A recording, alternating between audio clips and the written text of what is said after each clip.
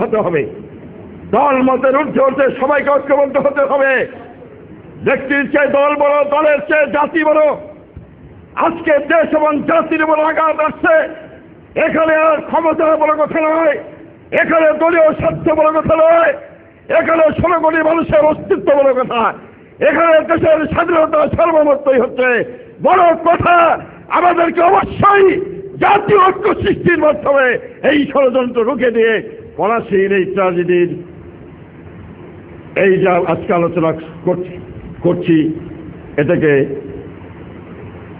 যথার্থ মূল্যায়নে আনতে হবে। এবং আজকের দিনে আমাদের সেটাই হোক অঙ্গীকার হোক জাতীয় চেতনা সৃষ্টির, অঙ্গীকার হোক জাতীয় ঐক্য সৃষ্টির, অঙ্গীকার হোক সংকীর্ণ স্বার্থের ঊর্ধ্বে দেশ এবং জাতির স্বার্থকে উচ্চ করে ধরার, অঙ্গীকার হোক স্বাধীন সার্বভৌম বাংলাদেশের স্বাধীনতা সার্বভৌমত্ব রক্ষার। এই কথাগুলো বলে আমি সবাইকে আন্তরিক ধন্যবাদ জানিয়ে বক্তব্য শেষ করছি। আল্লাহ হাফেজ। বাংলাদেশ জিন্দাবাদ।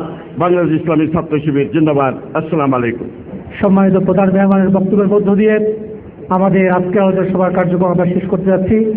আমরা সম্মানিত প্রধান অতিথি সব বিশেষ অতিথিবৃন্দকে আন্তরিকভাবে ধন্যবাদ জানাচ্ছি আমাদের সাংবাদিক বন্ধুকে এবং ধন্যবাদ জানাচ্ছি আপনারা যারা বুঝতে হয়ে আমাদের প্রোগ্রামকে সফল করেছেন।